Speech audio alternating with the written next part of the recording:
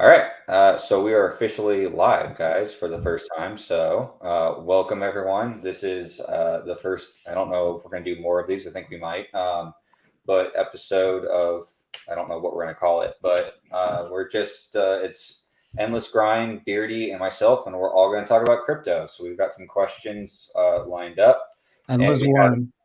and we have Elizabeth Warren. Yes, we do have our Lord and Savior, Elizabeth Warren, who's here to protect us from crypto, that bad Bitcoin, but she's trying to keep us on that great fiat and CBDCs. So Wonderful. yeah, Wonderful. Hello, exactly. everybody. Thank you for having me. Yeah, thank you. So you guys just want to hop right in? Is that what you guys want to do? Sounds good to me. All right. So the first question we have is, what made you get into crypto, and what was the first project that you got excited about that wasn't Bitcoin or ETH? I mean, everyone kind of just hops into those two, I feel like, or maybe they're just degens and they all went 100% to Doge at first. I don't know. But what about you guys? Yeah. You go Well, first, Beardy. I'll start because I'm newer. So Yeah. Grinder can go in a little bit into detail of his background from 2013 mining Doge and stuff. So when I got in, it was about the end of 2020, roughly. My father-in-law actually pointed it out. He's just starting to study different asset classes, and he's kind of a contrarian, doesn't trust the government. So he started pointing me to look at Bitcoin and Ethereum, and then outside of that, I think first one I really looked at was Solana, just because this is trying it out. It was really fast to send transactions and whatnot. It was and it was just I think pennies for just pennies to send transactions, and then forgot what I had it in a wallet where you could stake it. Was it Exodus wallet? Maybe you could get like, Yeah, I think you can do Exodus. Yeah. I think it was like 6 or 7%. And I did that for a while, and then I think I put two. This was my rookie mistake. I put like $2,000 in. That was just brand new, Uh-huh. and then I think at 10x till at one point there was like 30,000 there. I was like, whoa! I was like, geez, could do some stuff with that money. Oh, yeah. But of course, all the influencers, no, bull market's just getting started.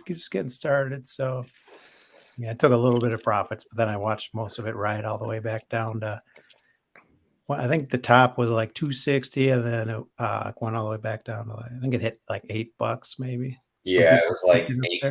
8.75 or $9, something like that. And it was just like, wow, it was just like a whirlwind because I haven't been through a complete full cycle yet. So I was just like, wow. And then I'm like back to reality, like, okay, Yeah. so then that was one of my first ones, anyways. All right. Fair. Yeah. Fair enough. So yeah, I started much earlier than Beardy. I started hearing like rumblings from my some of my dorm mates in college in like 2012. And they showed me Bitcoin. They were telling me about it. Like I heard about the like Reddit peer-to-peer money like pizza story where like that person like bought pizza, like the first transaction with pizza for like thousands of Bitcoin. I Yeah. heard that story like literally like a couple weeks or so like after it happened. So that and that was kind of my introduction to like this peer-to-peer money system. But I mean, at that time I didn't understand it. I was just listening to guys on my dorm floor who understood it a lot better than me, and basically just watched them make money off of the 2013 bull run.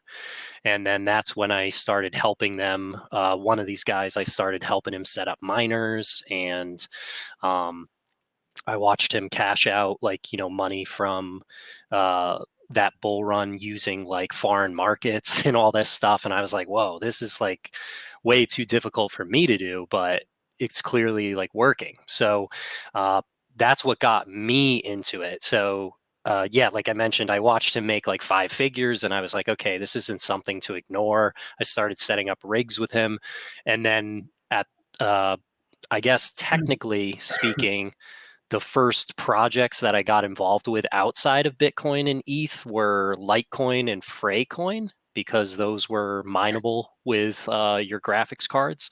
Okay. So I was mining Litecoin with the graphics cards. Then I was mining some Freycoin, which, I mean, you look it up now, it's dead and gone. It has no liquidity or anything like that. It's a relic of like that first cycle. Basically, the gimmick of the coin was that it kind of like it dissolves like over time. So the incentive was that it would keep people like spending it and using it as money because it goes down in value naturally.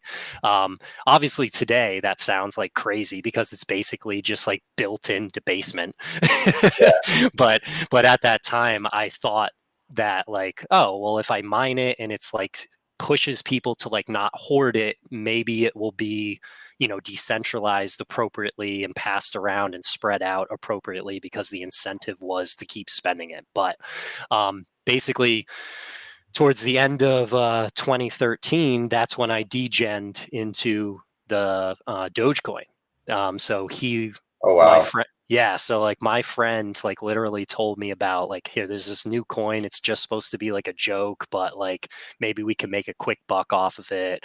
Um, the other thing that you got to remember is at that time, there was only like, 50 to 100 cryptocurrencies total. So, I mean, if you're taking a gamble on something and it's like 1 out of 100, 1 out of 50, that's a much better odds than 1 out of like 20 something thousand that we have today, right? Yeah. So, I studied psychology and I was towards the tail end of my degree at that time going into grad school. And so I understood human psychology. And I was basically like, the community's there, the message is there, it's early enough. If and then I was doing ratios with market caps, and I was saying, if I believe the thesis that my friends are saying about like Bitcoin getting to 20,000, Bitcoin getting to 50,000, which at that time people were saying that Bitcoin would get to $50,000 by like the year 2050. And look at that, we've already done that way ahead of time. So I was like, yeah, maybe if Bitcoin gets to $50,000 by 2050, Dogecoin, if still around, could be worth $1 a coin. So let's see if we can. I'll take that bet. And I wasn't spending money on it. I was just mining and spending electricity. So like I kept track of how much difference in my electric bill there was over the time that I mined it. But that was basically my cost basis for Doge, and it was a good experiment for me to like have a hobby and get into cryptocurrency and understand what's going on in the background and how to run a miner and how to run that software. So I just looked at it as a hobby, and if one day the asymmetrical bet panned out, then all the better. And instead of having to wait, like 30 something years, I only had to wait 7. So that was nice. Yeah. That's awesome. Yeah. Nice. Well, that's yeah, that's really cool. I am actually kind of along with Beardy, like right at the start of the bull run. Well, so I should back up. Years ago, I was doing security in the Bay Area, for a big, like a very important person in the tech field industry at the time. So he had his like best of the best security, for his executive protection team. And one of those guys was this Army Ranger dude who was like, "Hey, you need to get into Bitcoin, kid." And I was like, "The hell is that?" And he's like, Mm. "It's this." And he kind of explained it, but he didn't really explain it. He just said it's internet money essentially. And I'm like, "Okay, yeah, no, I'm good. Thanks, man. Like, I'm cool." Um, but he didn't really explain it to me. Like, he just said it's internet money. So I was like, dude, that I don't even know what that means. So I'm not gonna spend money on something. And it was, I think Bitcoin was on like $3,000 then. And Yeah. he like, trust me, just do it. And I'm like, yeah, dude, I have no idea what you're talking about. I'm good. So fast forward to like the height of the bull run.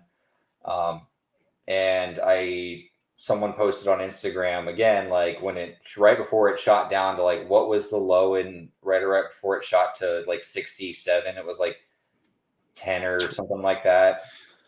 Are you talking in the middle of 2021 Yeah, in right the before summer the lull? pandemic.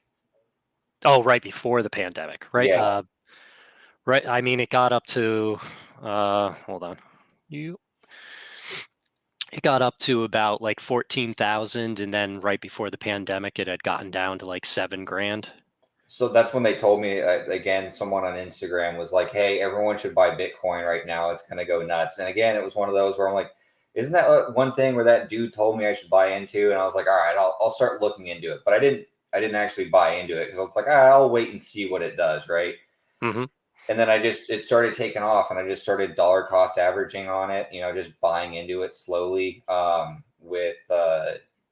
then I started going on YouTube trying to learn more stuff and found, a couple of channels like Rob and James, the DCA show that they used to do. So I used to watch Hmm. that all the time. And that's kind of how I got into it. And again, a lot like Beardy, um, I got into, I think my first project was like Solana instead of like like some like Sheep or something like that. I mean, I bought that stuff too, but I started buying into Solana because like I remember when I sent my ETH the first time, I was like, why am I paying $20 for a Yeah, transaction fee? That makes no sense to me. exactly. Yeah. And then, like, Beardy said, everything went on Solana. It's just so much cheaper and faster and smoother. And I was like, all right, well, I mean, that makes sense to me. So yeah, it was again Solana for me. So um, Nice. yeah, SPF robbed us of our glory. what's up, buddy? All right, so I guess we're gonna go with question number two. Is what do you think we need to do as ambassadors of crypto? I use that term loosely. I think anyone who has been in the crypto or is trying to educate others falls in this category. So, like we have to lead by example, right? Especially after like Absolutely. the black eye from Celsius and Sam Bankman Fried and FTX and how I mean the Voyager. Yeah. reputation has. Oh yeah, Voyager as well, absolutely. The reputation has been damaged, and you've got like people like Gary Gensler going out and falsely accusing um, Bitcoin and crypto of being what caused the crash of Silicon Valley Bank and stuff like that. Like I feel like Hmm. anyone who is in it should try to be combating that kind of FUD. So what's your guys' take on that? Yeah. I'll go first on this one. Go ahead. So yeah, to your point, Joe. That's basically what I had down here when I was thinking about this question is number one, I think our responsibility as ambassadors, quote unquote, using the term loosely, is fighting that FUD. We need to have friendly debate. We need to show people that like there can be a discussion around the pros and cons of cryptocurrency or Bitcoin. Obviously focusing on Bitcoin first, and then and then maybe we can add other things in after that. But yeah, just having a friendly debate and being like, I understand, your talking points and where you're coming from and what your concerns may be. Let me show you what the industry is trying to do to kind of make those areas of concern less of a concern, or let me explain to you why those are myths or lies told to you by people who do not really understand the technology or have incentives to keep the old system alive and well rather than transition into something different. So I try to educate others on how money works, like, recommending the Bitcoin Standard, recommending books like from Jeff Booth, The Price of Tomorrow, uh, Mhm. to kind of, you know, get that education out there to have people learn a different view of money and how it works. So those are the first two things. Then I would also say that it's important for us to talk about self custody solutions, because a lot of most of the people who maybe were all right, I'll pull the trigger, I'll get into cryptocurrency, I'll try to do something with this, and then they get rug pulled from like some of those exchanges or third party people that we were just talking about. Now Celsius. their trust is lost in the system, and they're back at square one again saying, why did I do this? Or they feel stupid about it. But in reality, they just didn't go all the way in. They waded into the waters and they put their trust in somebody else, when really this is a lesson about learning how to trust yourself. with your money. So I like to, talk about Ledger because that's the one that I use. But honestly, I don't care about, what other people use as long as they're doing some sort of self-custodial option. And then last but not least, I would say I think it's important for us to be honest and be realistic about things. So whenever I try to orange pill somebody, I show them videos that I feel are like kind of beginner videos and easy to digest and get used to the terms. But then I also talk realistically about like what was my process? What are the ups and downs? Expect an 80% drop. Anytime that you're buying into an asset class, expect that in crypto, expect that it can go down by 80%. Anytime you're buying, don't expect to spend those coins for 2 to 4 years. Have a long-term time frame.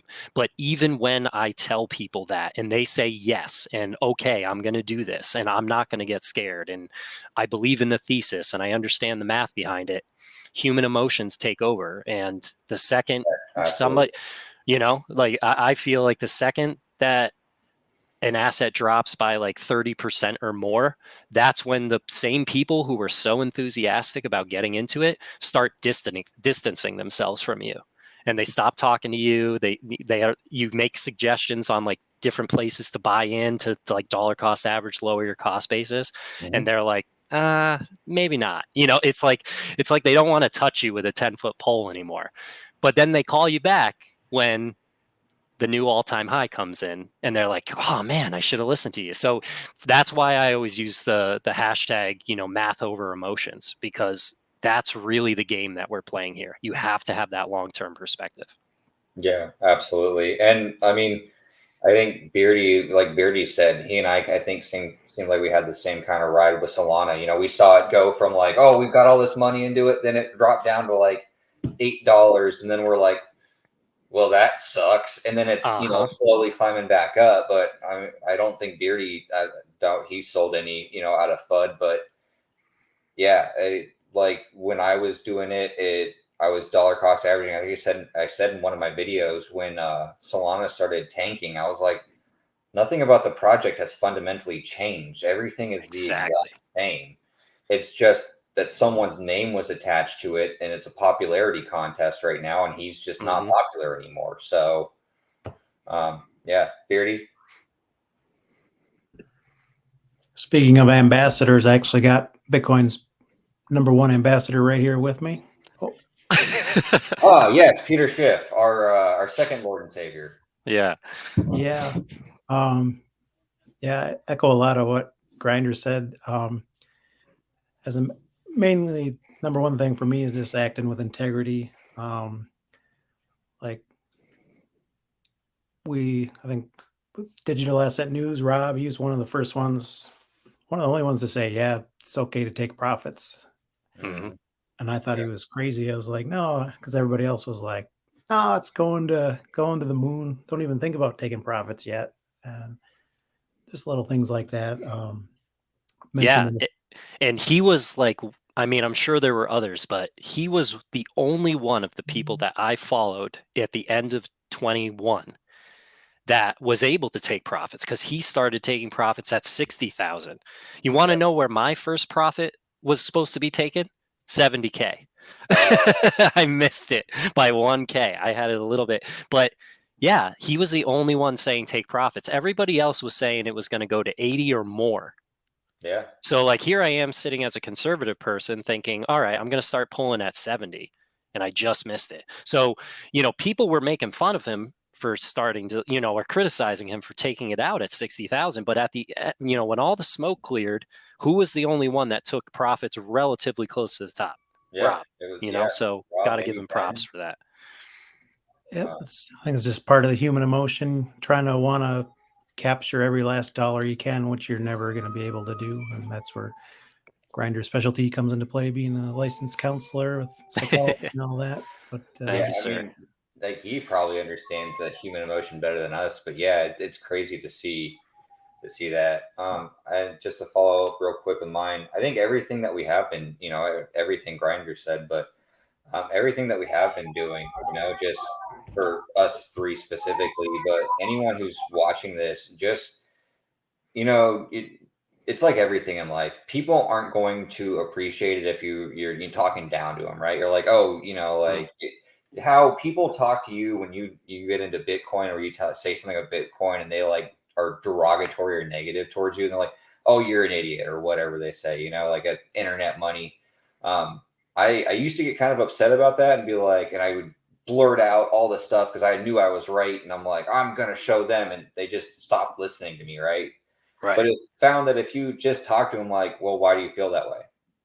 What have you heard? And like you said, just dispel all the FUD, and just be like, well, that's kind of true, but, and then you explain the rest of it. I found that most people are like, huh, they're more Right. willing and more open to it. So I think how you have that conversation is important. And then just like you said, with getting people into it, making sure that they have a good fundamental. That's like making sure that you send them somewhere where they can understand. Like it may not be your YouTube channel, it may be Beardy's, or it may be Rob's, or whoever it may be.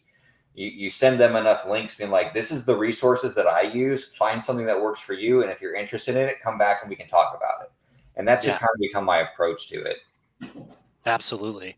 I think the hardest thing to challenge with that, though, to kind of play devil's advocate, is or at least what I'm finding, is that you still have, like, especially if you're dealing with like boomers or Gen X who like are not used to technology, when Hmm. you send them links to people that you found on Twitter or people that you found on YouTube, they're going back to like, especially with like Gen Xers, they go back to the hard line that they heard from librarians and teachers while they were writing research papers. Don't use Wikipedia, don't use YouTube. These sources are not trustworthy. But so you're challenging that as well. You're trying to tell people like you can trust these people to a certain degree, more so than mainstream media, because you're doing your own research of on them. You're double checking everything that they do, and after a while someone can build up credibility and can Yep. build up better credibility because they don't have like hidden incentives underneath that like other more mainstream sources might have. Yeah, I think I'm technically a millennial, 31. I think I'm a millennial. Yeah, But yeah, you are. people my age, and I don't know, Grinder, how old you are, but I'm people a my age. millennial as well, 32. Okay. Okay. So yeah, I mean, like, do you watch cable anymore, or do you go on YouTube Mm-mm. for everything? I go on YouTube for everything. Like there's becoming a shift where it is, and like independent journalism. Like Tiffany Fong, I think, is an Mm. independent journalist. God, what's his name? The guy that she always talks to. He's he does the Celsius videos as well. Aaron Bennett. Thank you, Aaron Bennett. Yeah, Yeah. yeah. Like I don't have anything in Celsius. It's not, I self custody everything, like I was immediately into self custody because I heard, I think Ben one day say, um, if you don't, like learn from the failures of us in crypto, the people who are in crypto now saying like, you should do this, Hmm. before like this happens. And they mentioned Mount Gox, and I was like, oh, I'm gonna go look and see what that was. And I saw it, and I'm like, they're still dealing with this? Nah, Yeah. I'm cool. I'm out. Like, I'm gonna throw all my stuff on a ledger. I don't want to do this.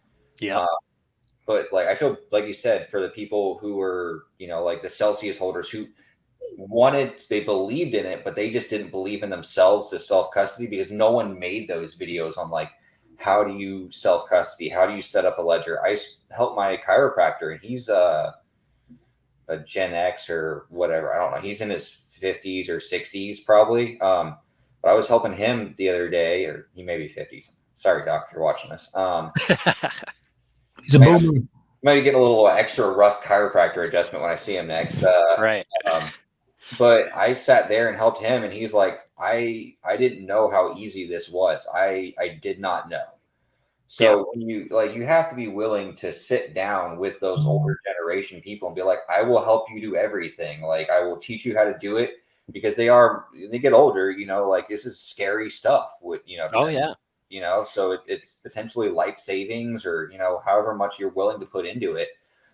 It's a big chunk of money if you're willing to do it. So you got to make sure that you set them up, so we set it up we got them the Billathon from Ledger. We got him a Ledger Nano X. We did everything. We sat down. I showed him how to set up his recovery phrase. We updated it. I showed him how to update it. We got it. We were there for like 2 or 3 hours, and you have to feel like we as, like, again, ambassadors. We need to be willing to do that. Spend the 2 or 3 hours out of our day, 4 hours. Like, be willing to sit down with the family members and people that we care about and be like, this is what we're going to do. This is why. Here's the steps. If you have any questions about it after, always be willing to call me, like 100%. Yeah. Yeah, no, that's almost exactly like what I do with people. When people like friends and family come to me and they say, "All right, I think I'm ready," I give them a disclaimer. Like, I tell them some of those things that we mentioned before, and then I say the only way that I'm going to help you do this is if we set aside a time, a 4 to 5 hour time block on like a Saturday afternoon. I'm going to come over your house. I'm going to go through everything. I'm going to help you set up all this stuff, and you have to order a ledger ahead of time. And we're going to do that too. And that's how long it typically takes for me to like work through my material and set everything up with them with like Coinbase, Ledger, so on and so forth, actually make the purchases. But that's the time investment. If you do that like 4 to 5 hours, and I've done that maybe with like 10, 12 different people at this point, that's when they get it. That's great.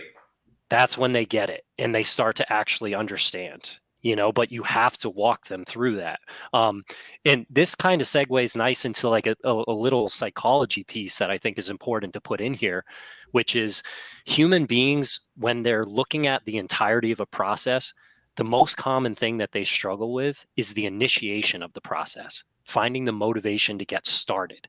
But once as you surpass the starting point, it's very rare that somebody starts backtracking on what they're doing because they've already invested the time and energy. So now they have to rationalize with themselves, why am I doing this if I already put the time into it?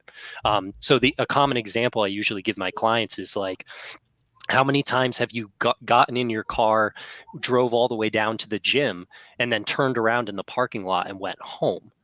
Most people say, like, never. If I'm at the gym, I'm going to exercise, I'm going to work out. So you say, well, if you thought you were going to go to the gym and then you didn't go to the gym, where did you make the decision that you weren't going to do that? And most people say, well, I hit the snooze button a couple more times. So that's the beginning of the process. If you can get out of bed, get in your car, get down to the gym, you're going to go through with your workout. So it carries over into other aspects of life. Yeah, absolutely. And that honestly, it's a perfect analogy for that, actually. Beardy, do you have anything else, buddy? No, well, just to your 2 quick points, I guess. People, from my experience, I think we kind of started a channel just for family to educate them. Number one, I didn't. So we've been down the rabbit hole a bit, so we forget that. Like, when I started doing that, my sister would text and be like, "What? I don't even know like what you're talking about." And we have to go back to stage one with, okay, what's an exchange? How do you sign up for one? How do you even, transfer money around? And then my other point would just be that some people they're just not going to hear your message until they're ready. Try not to waste too much time until they're actually ready. But once they're ready, then go all in, do whatever you can to help them. Yeah. That's absolutely, that's very true. I mean, I started my videos just like you said, like you started yours just for friends and family, and now we're all kind of here. So and they're still ignoring me. Can you believe it? Oh yeah. Well, you're not alone. What's funny is, like, I feel like that's what's going to happen here sooner than later is with First Republic going down next, potentially going into conservatorship on Monday, tomorrow. I mean, I think that a lot more people are starting to get awakened to the point where my mom was super anti-crypto. My brother and I tried to talk her into it at Christmas a while ago. And she was like, nah, I'm cool. I want nothing to do with that. And then First Valley Signature Bank, or whichever Silicon Valley Bank. Yeah, Silicon Valley went down. And then that was right around the time I made my first video and sent it to her, and she's like, "You know what? Let's talk about this. Yeah, we can talk about this now." I'm like, enough people are starting to see the cracks forming, that enough like people are starting to wake up to it. With not everyone, but enough people who have like family and friends who are into it, like, we've been screaming this for a while. Y'all gonna listen Right. to us? And then people are like, "Yeah, let's go over there and talk." Yeah. Yeah. Joe, you're a professional. That's a perfect segue to talk about. Me and Grinder originally going to talk about a little bit about the banks and stuff. Yeah, if you guys want to go to that question, we definitely can. So, Yeah. uh, Let's jump down to that one. given the wide adoption of mobile Bitcoin wallets around the world, and people who previously could not access accounts, creating bank accounts, how do you think traditional finance and big banks will fare in the next 15 years? I want to hear your response, Beardy. That's a good question. I happen to have one more ambassador with me. Yes, yes. Charlie Munger. Yeah. Charlie Munger. Yeah. So me and Grinder were originally going to talk about it. I think SVB Bank had just went under. Yeah, it was like, I think it was like a week or two after that happened, we were going to have a conversation, but we had some scheduling issues. And then FRC was in trouble, and then they supposedly got access to all these funds. So all this capital went in, and they still went under. So it's really not looking too good.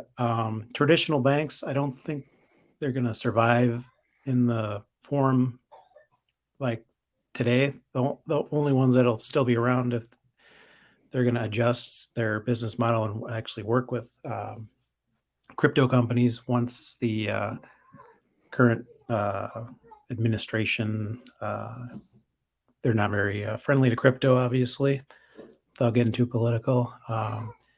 So we'll have to eventually those clowns I think eventually politicians won't be able to get elected unless they're, on board with Bitcoin and crypto. Well, yeah. Otherwise, because right now it feels like all the other countries are just passing us by as got a giant boob for president. Trying to be nice, try not to be political, but Yeah, and to your point, I think eventually they'll figure out how to do loan against your Bitcoin, and they'll have to adjust their services, how they make money, and they could survive, and maybe even eventually be like you could buy your Bitcoin at your local big bank or whatever. I don't know. What do you think, Grinder? Well, I think something that is really, really huge right now is that this is going to be the first election in which cryptocurrency is going to be talked about, because we're already seeing the foundation of that being set up. Whether it's good news, bad news, it's being talked about by both sides right now. And never before was it ever like a major political issue. But I think that when you see town hall debates coming up for the 2024 election, there are going to be questions about the financial sector, the economy, that are going to bleed into the idea of like digital assets, crypto, Bitcoin. And that's going to be on a national stage. That is going to be huge, regardless of what they're saying, because you can't kill Bitcoin. So even if, a majority of people were like, I'm standoffish, I'm not going to do anything with it, you're still going to get more and more people coming on board, or some people trying it out, some people gambling with it, So it's going to increase the adoption, and mainstream media is putting a spotlight on this for the first time. And I think that that's going to really be like the start of the next like big cycle here. So do you guys think that it's politicians are kind of finally realizing, because I think you guys kind of both touched on this in your own ways, politicians are starting to finally realize that the younger generation base is who's going to be voting for them, and they need to start distancing themselves from like the quote unquote boomers and all that, like that kind of mindset? Yeah, I would agree with that. Yeah, absolutely. I think, well, eventually, you can only live so long. I know Biden said he's going to run again, but his expiration date, so, like, Have would be we ever had a president die in office? a bad gallon of milk. Yes, we Like who wasn't we we have assassinated? long time ago. Long time ago. There was some president that got like a cold or something and passed, I think like 7 days into his presidency. Oh, I think I remember hearing about that. I remember I wasn't very good at In school, so civics, in US civics. yeah, I didn't really pay attention to that class very much, to be honest with you. I was pretty emotionally checked out at school at that point. But I forgot I was going to make a point. So Yeah, the yeah. one, Go ahead, Beardy.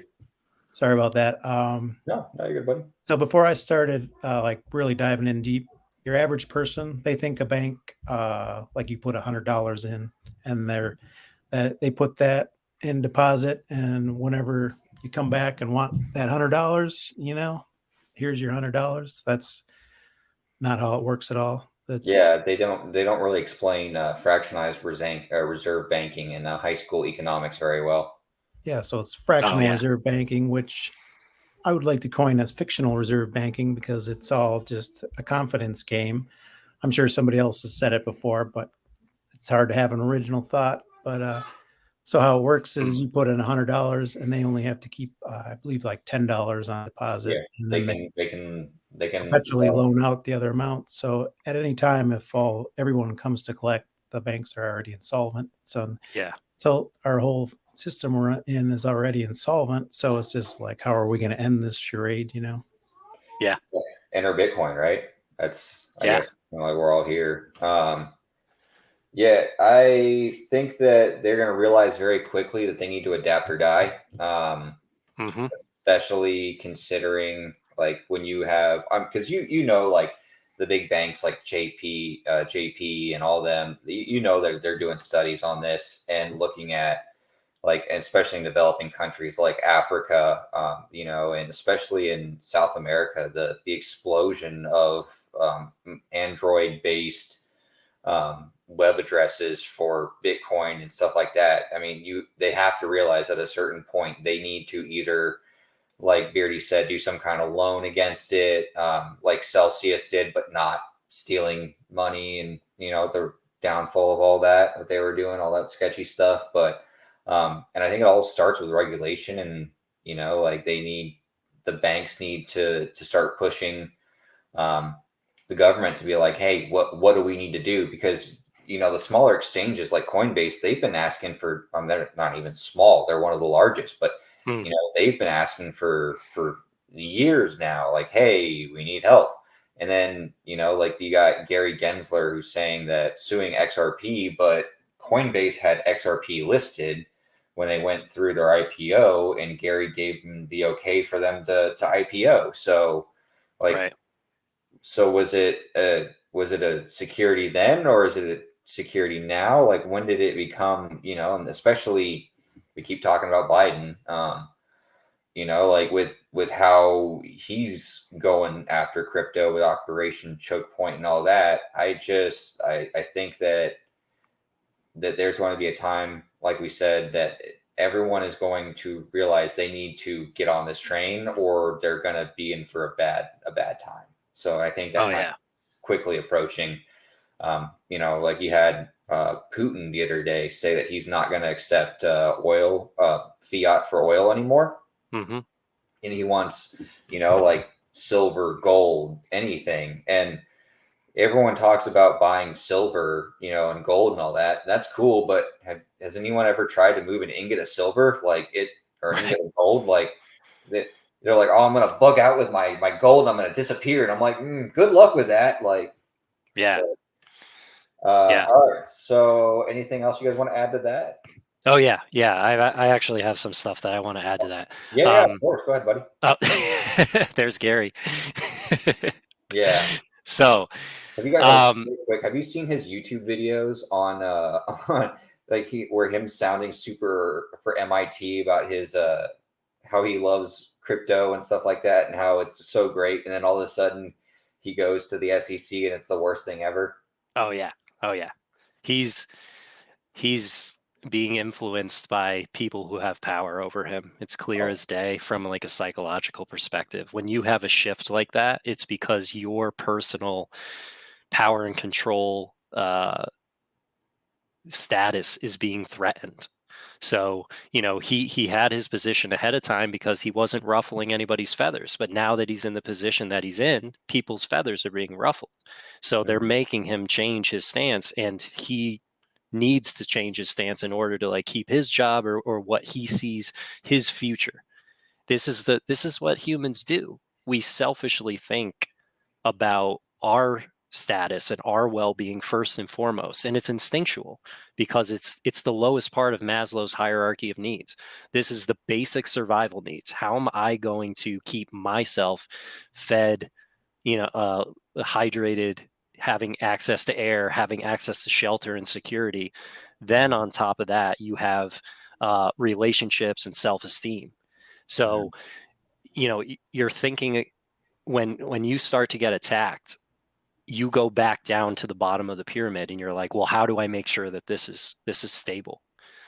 So I don't blame him for doing what he's doing, from that perspective of like human instincts, but he is messing it up for everybody else. So what I wanted to add was like, government moves at the speed of government. And I think this is the perfect way to kind of like highlight it. When I first started mining, the no government entity had declared if like cryptocurrencies what they were. They didn't say that they were a commodity. They didn't say that they were they didn't know how to tax them initially when they first came out. So when I first started mining, I didn't even need to keep track of like what was the value when I got the coins, because they weren't even taxing you yet on them. And then there was a point in, I think, 2014 where they figured out, oh shit, people are making a lot of money off of this. We want to tax it. And that's the reason why they labeled it a commodity.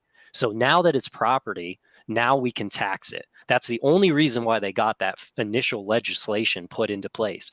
And so like all of my coins from like that day and prior got like labeled at like a set price on that day that they made that like rule. I think it was like March 14th of 2014 or whatever.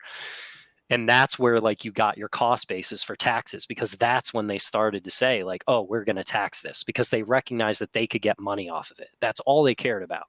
So they got that legislation squared away. But then what's happened between then and now? Pretty much nothing. So, it's that Gandhi quote, if it was Gandhi, regardless of who said it, it makes perfect sense. First, they ignore you, then they laugh at you, then they fight you. And ignoring you was oh, who cares about Bitcoin? It's just stupid digital money. Like, don't worry about it. It gets bigger. Well, let's tax it. So now they're not ignoring you anymore, but they're laughing at you when the bubble pops in 2017 and they're telling you it's going to go to zero. Now, what are they doing in 2020, 2021, 2022, 2023? Now they're fighting us. That's Operation Choke Point 2.0. That's the SEC doing absolutely nothing that they're supposed to be doing. They're fighting it because they realize the threat that it poses. And soon, they're going to have to realize we're going to win. And that's the last part of the quote. So then you win. And when we win, I think the smartest thing that the U.S. government can do is somebody's going to come into office and somebody's going to make it legal tender. Somebody's going to say that, this is something. The government's going to say, we're starting to stack Bitcoin. Well, they're going to have to give in at some point. But I think it's going to go third world countries first, second world countries, first world countries last.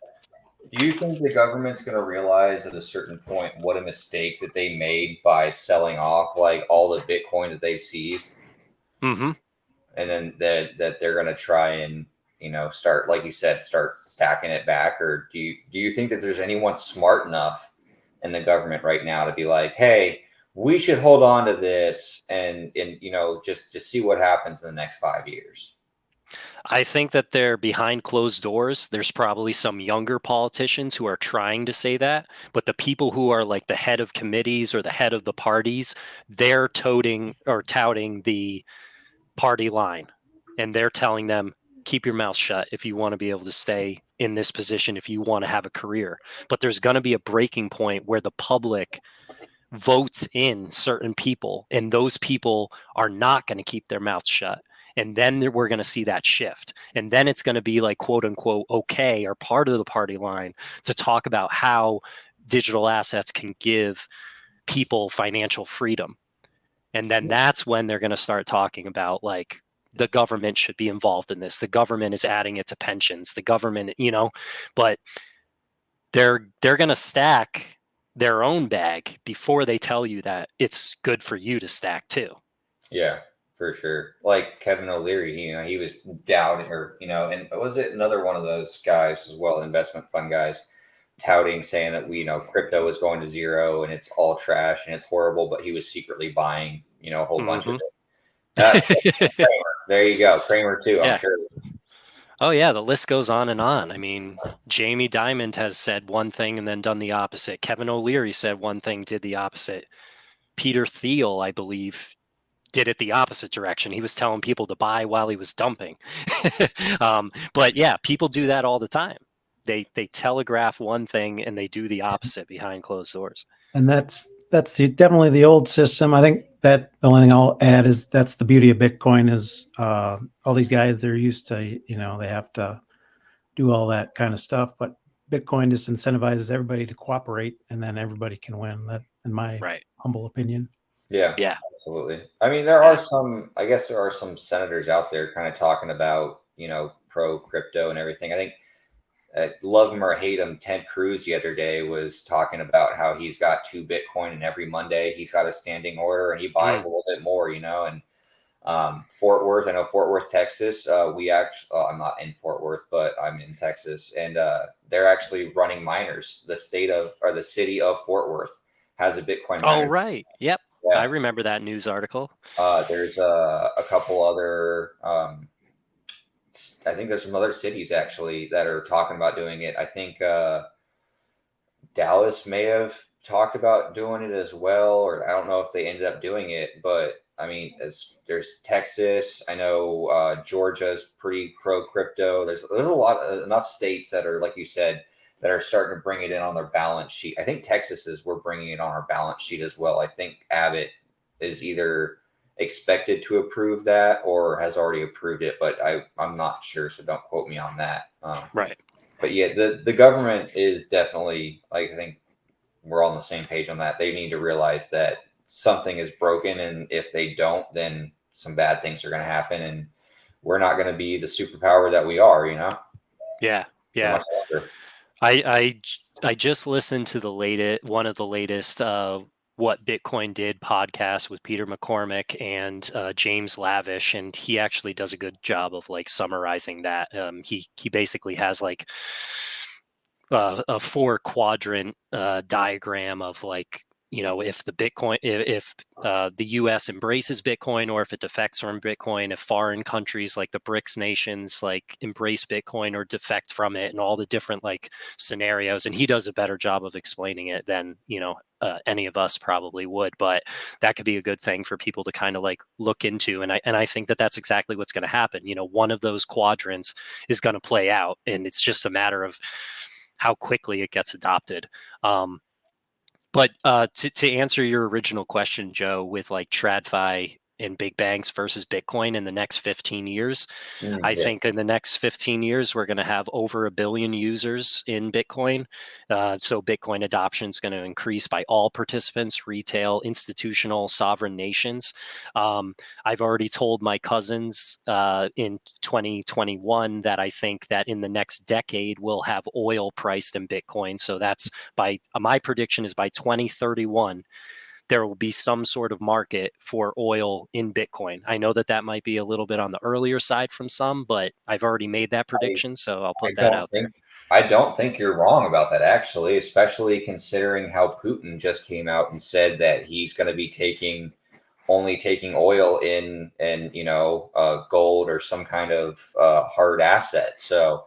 Yeah. And the Russians are one of the largest oil producing countries in the world. They have, and they actually are, again, stacking. I think they're stacking Bitcoin right now, or they're a huge miner of it. So, yeah, I mean, makes sense, and I think you're absolutely on track with that, especially considering how was it the UAE just came out and said that oil that they're cutting oil and all that they're doing. They're going to start accepting currency, other forms of currency for oil. So Yeah.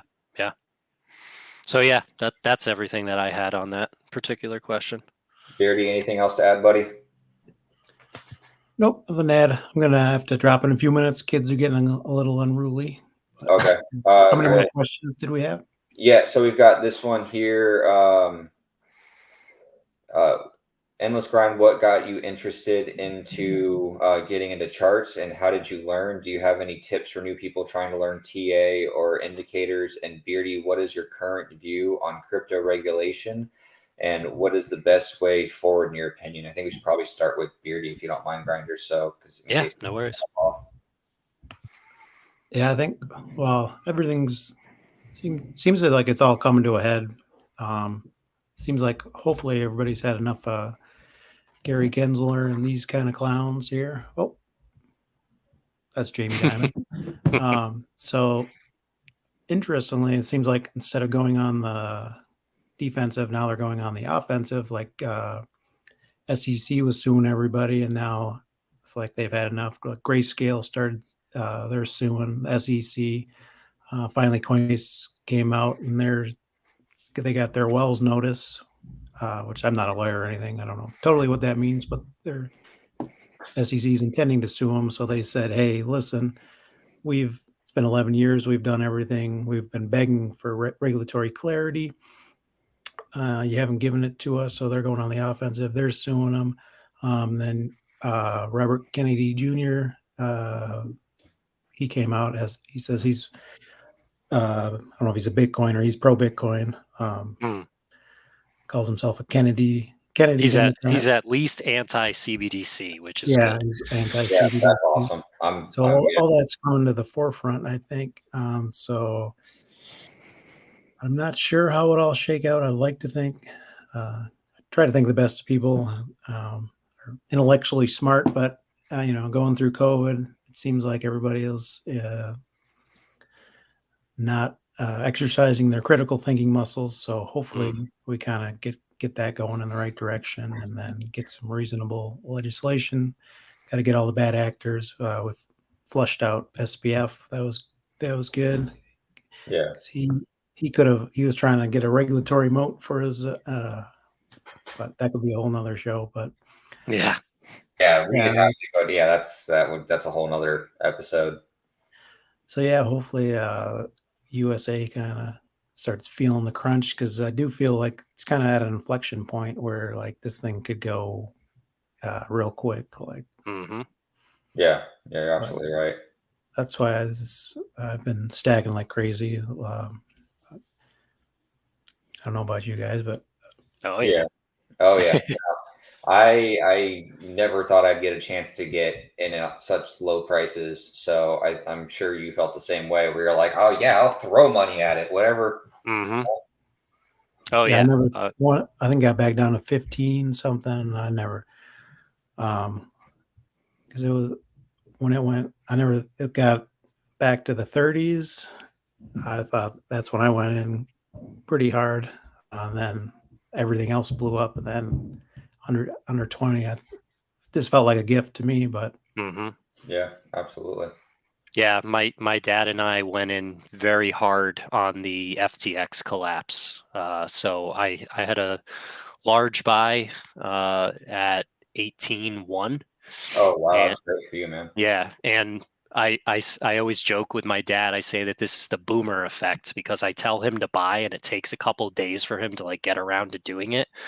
But when so I bought in at 18.1, and he 2 days later got in at 16.5. Oh So I was like, you son of a bitch. Boomer nailing the bottom again. Yeah, right. well, So I mean, it's all irrelevant in 10 years, like 15, exactly. 16, 18. But yeah, Exactly. literally words out of my mouth, Beardy. Exactly what I was going to say. So Mhm. I like how we're all on the same page on that. And I think enough people that are wanting to do this right are in the same way. You know, they're like, whatever, it's going to be what it's going to be right now, but I know what it's going to be in the future, and it's going to be much higher than this. So, well, whatever, man. Or I know the intrinsic value of what this project is. So, Yeah. um, Yeah, it's just so Grinder, scarce. yeah, absolutely. Grinder, what made you get into charts, and how did you learn how to do that? Yeah. So basically, when you have an asset that you pull, so the Dogecoin obviously went off like crazy at the beginning of 2021, and my thesis of a 50 cent to a $1 Dogecoin was starting to come true decades before I thought that it was actually going to get there. So when you're pulling out that much liquidity and you have the average return of 89,000% on your investment, you're sitting on a large sum of money and you're saying, okay, I need to be smarter about this. I need to figure, that's usually the point where people tell you you should call a financial advisor. But Mm. I know a financial advisor is going to say, put it into stocks and bonds and and like what 60/40. yeah, the 60/40 portfolio. And, if I had done that in 2022, when all those articles of 60/40 portfolios dead, the worst performance in like the past, like however many years, I would have been like, wow, thanks for nothing, buddy. So the whole ethos of crypto is do it yourself, self custody, be responsible. So I said, these tools are out there. I just need to like learn how to do it. So I took it as like, I'm being paid to do this. I just got this huge lump sum. I got to get smarter. I got to figure out how to do this myself, and how to divvy it up and be responsible with it. So I just put my nose to the grindstone, pun intended. And I just started grinding away. I watched a lot of TA videos. I watched a lot of economic videos. Pretty much got everything off of like articles and YouTube videos, and obviously doing the research to make sure that these people are credible, and backing that up. But I basically just taught myself because I said, I have this big pool of money now, and I need to figure out how to be smart with it, and not just for me, but for my family and my wife and my kid, and all that jazz. So um, that's what I did. I made my gains, and the gains put me in that position of saying like I need to be smarter about this, and then I educated myself. So uh, self-taught, and that would be my tip for like new people, is that you have to, if you're really going to get involved with this, you have to educate yourself. And the more that you educate yourself, the more time you put into it, the better returns you're going to have, and the more control over your emotions you're going to have. So figure, if you're going to get into TA specifically, um, after you learn about like different technical indicators and stuff like that, I would say that my tip would be figure out a set of indicators that make sense to you, and they complement each other, and then be disciplined in consistently following your indicators, because you're always going to find a different analyst that has a different indicator telling you something in the opposite direction. But you have to take this journey with your indicators and what you understand. Don't get distracted by what other people are talking about. So I use the simple moving averages, I use the bull market support band, I Mm. use RSI, I use horizontal and diagonal supports and resistances, and I use the Bollinger Bands, and then volume. I focus on like total volume, but also the volume distribution. And that combination for me makes me feel like I can kind of sense what's going on. We work in probabilities. We don't work in certainties. So I don't beat myself up when something doesn't go exactly the way that I was hoping it was. But if I can get my prediction right, 50 to 70% of the time, then you have enough of a hedge that, as long as you're positioning yourself appropriately with those predictions, you should be able to come out on top. And my other tip for that I wrote here was, everybody needs to remember that you're going to lose money too. But the game is making sure that you're making more than you're losing. And everybody goes through the same cycle, including myself. the first thing that I ever bought with actual money in crypto, I bought 2 Bitcoin at like $770, and 2 days later I panic sold them for $720 something. I couldn't handle I thought I could handle it, but what was my mistake? I didn't understand the asset class. I didn't understand that I wasn't going to be able to move it until my funds cleared the bank. And then I was watching it go down after I bought it, and I was freaking out because I spent money that I couldn't afford to lose. I took a gamble and I made that mistake, and I learned the hard way. Now, granted, only losing like, $50 a coin or whatever, it's like, obviously that didn't break the bank, but Yeah. I learned through that process that like you can't spend money that you can't afford to lose. So like that was my first experience with Bitcoin. I bought 2, I lost money on it, and then I was like, I got to learn this. And then that's why I went into Doge, so that there was no pressure. I could just like learn the technology and do that type of stuff. And then in 2017, like I could have done like what I did in 2020 and in 2021, and pulled out at the top, but I did the same thing where I thought it was just going to like keep going, and then I watched it go all the way down, like you guys were talking about for this cycle for you. So I think everybody goes through, they buy something that they shouldn't have and they lose money. They buy something they should have sold, but they didn't sell. And then the third step is, now that you've learned those lessons, the next time that it goes up, you start taking profits out and you DCA your way out, just like you DCA'd your way in. So I just want to throw that out there because I think a lot of people look to like some of the OGs in this space who have been around for a long time, and they're like, oh, they're so smart, they never made these mistakes, blah, blah, blah. No, like we made them too. And anybody who tells you that they didn't is probably lying. So just Yeah. remember that we're all human. We all make those same mistakes. You got to learn those lessons. But if you can get through those stages, and the faster you get through those stages, the sooner you're going to realize what we all realize now, that this is an asset class that's going to go somewhere and be successful. Yeah, I think it's kind of the analogy that I used to my mom at one point was you're like, she used to tell me when I was a kid, don't touch it, it's hot. Don't do that. It's a dumb idea, right? Like, or hey, you should do that. You should do that before something bad happens. You always think you're smarter, right? Like you always want to trust that you're like, you know what? They're telling me I should take profits, but I'm gonna wait just a little bit longer to get that like extra $5 or whatever, a couple $100. When in reality, then it goes down and you just missed out on potentially depending on when you bought into it, if you sold at the very top, or somewhere close, like Rob was saying, like somewhere even close to the top, when it dropped down to 18K, you could have bought, or 15K, you could have bought in, depending on how much you had, several times more that you had, and then stack it for the next bull run, Right. which I think is what a lot of the benefit of finding some people like that is, Rob, is that they're gonna tell you, hey, you should do this. When you don't do it, just know I'm gonna say I told you so, and then I'm gonna remind you next time, and hopefully you'll remember. Like Exactly. that's kind of where I'm at. Like could I have taken some profits? Like, yeah, I probably could have, but I was like, nah, you know what? Everyone's saying it's 100 grand, like that it's not going any less than 100,000. I'm like, well, why would I sell right now? It makes no sense. And Right. write it now, right? Like, but yeah. Yeah. All right. Absolutely. So anything else, Beardy, or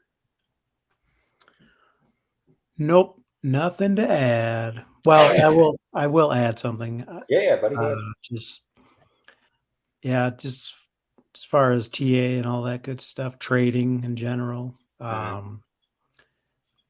long as you have a long-term outlook, you should be fine. But number one, just have a plan and then stick to the plan. And then there's a lot of different ways to do TA, kind of like an artist, but then just never going all in and more. Always do it in little chunks, so that leaves you some options. So like if you buy a little bit, okay, the trade goes against me, maybe you want to average your price down, kind of thing. But that kind of But if you have a 20-year time horizon, then I mean, it doesn't really matter. If you're anything buying now should be good. Hmm. Well, that kind of segues into our last question. If you don't, a grinder, you don't have anything else, buddy? No, not on that one. Yeah. Okay. So our last question is, given the uncertainty in the current markets, what do you guys think the rest of 2023 and the first 6 months of 2024 are going to look like? You want My what? crystal ball. Yeah. Yeah. Yeah. Well, Fire it up, Beardy. I've learned. Well, first thing I learned was I listened to everybody, and everybody was wrong. So nobody knows for sure. But I think we'll grind kind of sideways up for a little bit, and then I've never experienced a halving before. Mister Grinder has, but Hmm. I think more people are getting as adoption grows. They're kind of getting more knowledgeable of the game, so I think they'll probably. I think the halving's scheduled for April or May next year, roughly. yeah, Yeah. roughly. I think maybe 3 to 6 months before that, it might start ramping up a little bit. But what do you think, Grinder? Yeah. What I would say is that for 2023, leading up into the halving in early or the first half of 24, I think we're going to be range bound between 15K and 35K. If you go back looking at history using like Fibonacci sequences and how the asset has like moved in the bear market and like consolidation years, I would be shocked if Bitcoin got above 38K in this year, because that would be against everything that has happened historically percentage wise prior. Um, so that would be like a really big like eye-opening experience if that was to happen. So uh, do I also think that it's going to double bottom and go back down to 15K? No, I'd be surprised if that happened. Um, if that was going to happen, I think it would be like a V-shaped recovery, probably the similar to um, the COVID uh, response, because uh, I can't imagine it dropping lower than that at this point because of its position, because of the timing in terms of position to the next halving and what all the big players and the whale addresses know about this asset class and how it moves in a 4-year cycle. So I think that this is a accumulation year between 15 and 35 K, which is just a wide range to hopefully encapsulate any type of like major moves.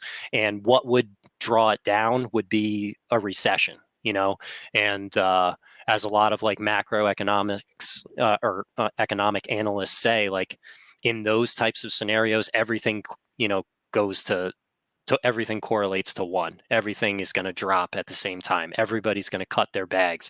So if that happens again, like it did in March of 2020, that would be where you back up the truck and you put everything in on that day or the day after that first day, and then it's going to ride its way right back up in terms of like a run up going into the halving in 2024 and beyond. So I think a new all-time high will probably hit in late 2024 to late 2025. So there's going to be a bull run from the halving to the end of 2025, and somewhere in there is going to be the top.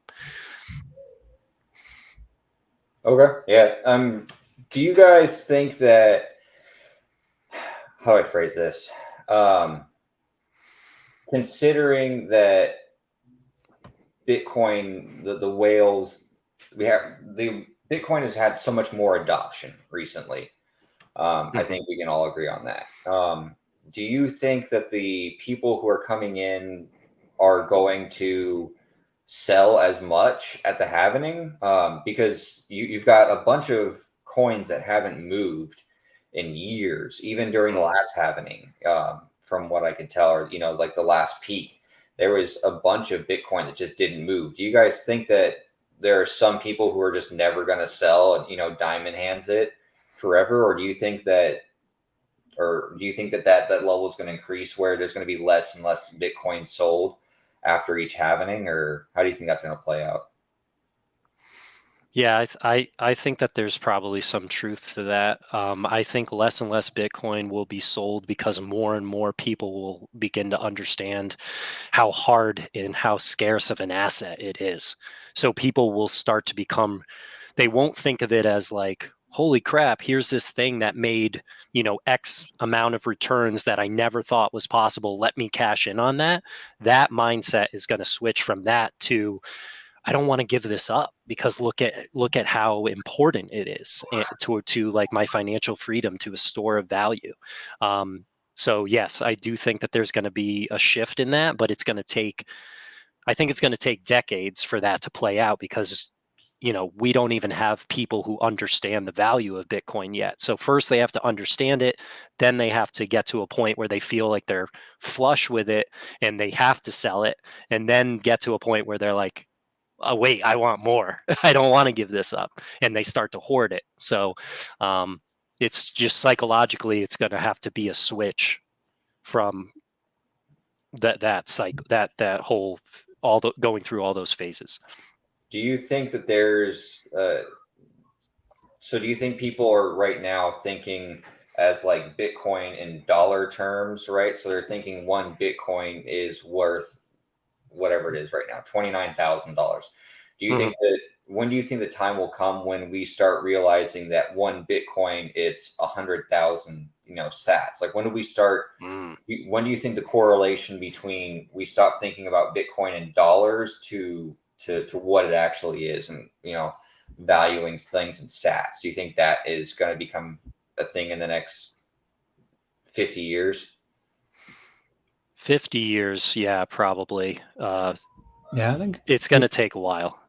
it'll take decades, but Yeah, I yeah. think, yeah, it'll take a while for the old system to collapse. They can kick the can down the road for quite a while.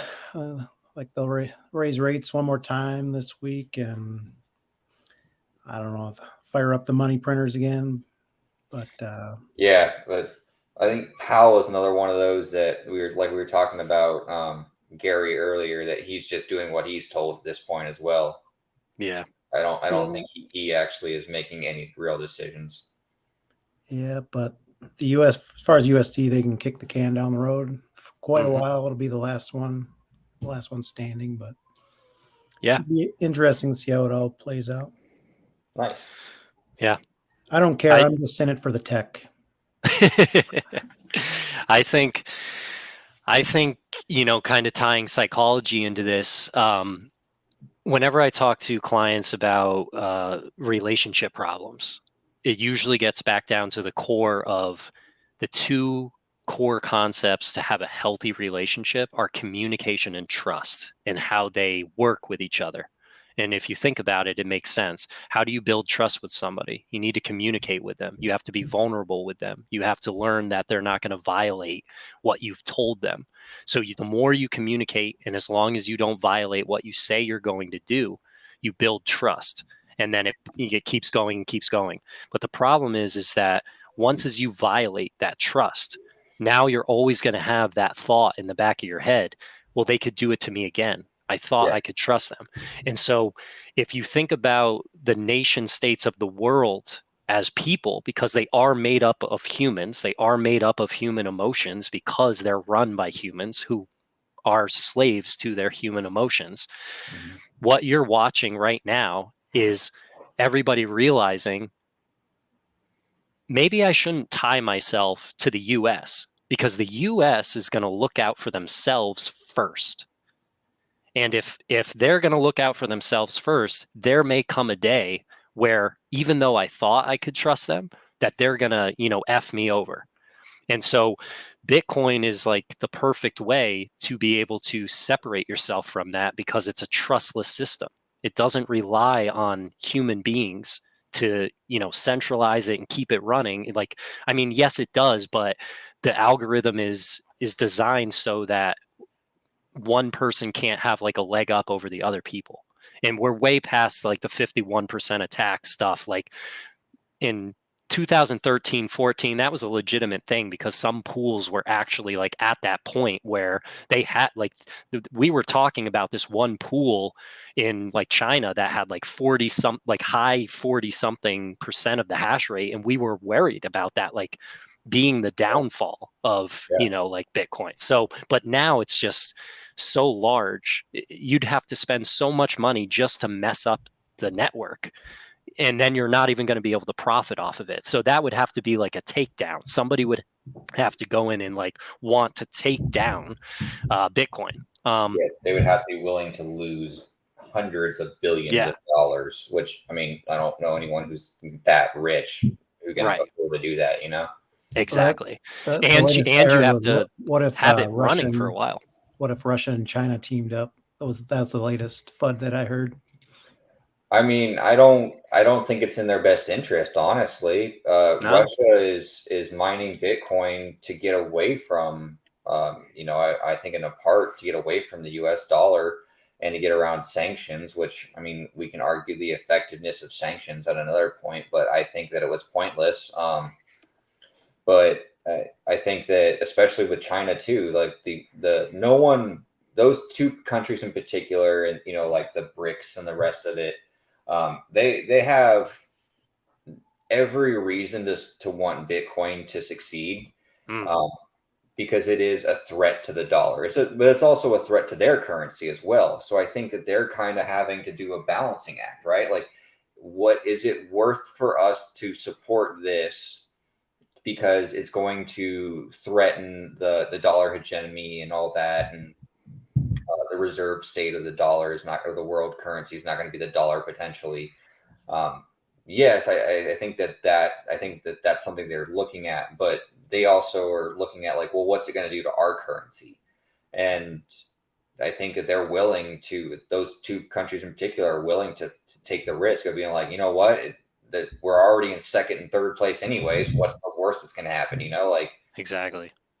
The only person who or the only entity that benefits from a 51% attack would be the United States, because then it eliminates Bitcoin as a threat to the world reserve currency asset. So if we take that hypothesis, then that would also mean that it is a benefit for Russia and China to not, destroy the system.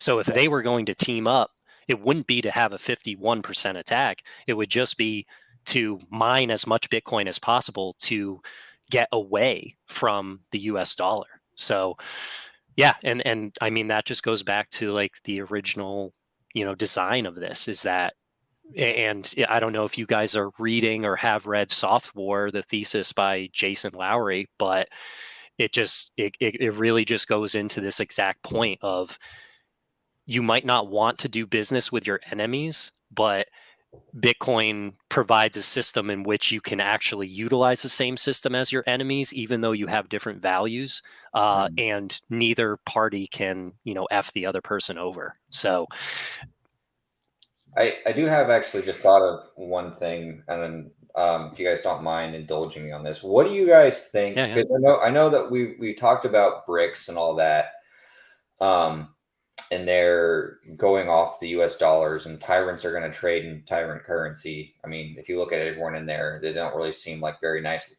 political leaders who are a part of that. But do you think if there is an adoption where they say BRICS, for example, it adopts Bitcoin as a standard of payment for oil or whatever trading currency, do you think that that would actually hurt Bitcoin? Because you would have the Western world and, mainly US, UK, Germany, probably all those countries coming out and saying like, look, those bad guys are using it, like, how do you think that plays out? Yeah, I think that'll be the narrative at the beginning, because we already know that like the current system highlights all the potential like negative aspects of this, but when looking through that very fine lens, like for example, like, oh, it's used for money laundering and terrorism. Well, more like percentage wise, more currency is used to fund those things through the US dollar than Bitcoin. So if you're saying we need to eliminate Bitcoin to eliminate the availability of them doing that, then you're also, essentially saying that we need to crack down on the use of US dollars in this as well. But they don't want to frame it that way. They only frame it in the way that benefits their argument. So I think that will be, the same thing. At first, they'll say that to the masses to try to get the masses not to adopt this thing that they already know is threatening their power. But in reality, it's not going to change anything because they can't actually stop the Bitcoin network from doing what it's doing. So they can try to ban it or I guess that would be the worst case scenario would be oh, we're banning the use of this because China and Russia are using it, so we don't want to support it. But then you're just giving all the power to them, and Bitcoin's still going to go on outside of the US market. Yeah. So it would take a hit at first, but it would be a blip in the grand scheme of things. So you're saying you think that there's also just kind of, you think there's enough people out there who would dispel that FUD pretty quickly now at this point? Oh yeah, for sure. Cue the Bitcoin don't care meme. Oh right? Yeah. Bitcoin don't care. It's like a honey badger. Yeah. I gotta get going, gentlemen. I'm sorry. Yeah, no worries. Oh yeah, no worries. I will leave you with this one here if you can see it. Oh. Yeah, I saw that one. That First Republic one. First Republic refusing any crypto business. Stick says, and the bike spokes FRC collapses. Crypto did this. Yeah, it's all crypto's fault. So are you gonna edit this and put it out? I think if you guys want, we can just guys, we'll wrap up right now. If you guys just want to hang on, we can talk about that after, with a sure. But so yeah, hopefully we'll do this again. Hope everyone enjoyed. Make sure you guys like and subscribe to Beardy and Endless Grinds channels. You guys want to plug yourselves where they can find you? You can go first, Beardy. Beardy Day on Twitter, YouTube. I am at eGrind26 on Twitter. I don't have a YouTube channel yet, but hopefully after the next bull run, I'll be able to do that as well. I can help you set that up, actually. If you want to talk about that after, we can awesome hang out and I can walk you through it. Mine is Twitter is Endless Grind, or Endless Grind. Yours insane. Thinking my bad. Crypto Convos with Joe is my Twitter, and then yeah, same with YouTube, I think. So all right, guys. So we'll see you next time, and thank you guys for stopping by. I hope you enjoyed. Thank you. Almost 23 minutes, so that's crazy. But yeah, it's a great talk, and we'll hopefully see you guys soon. Thank you. Thanks, Joe.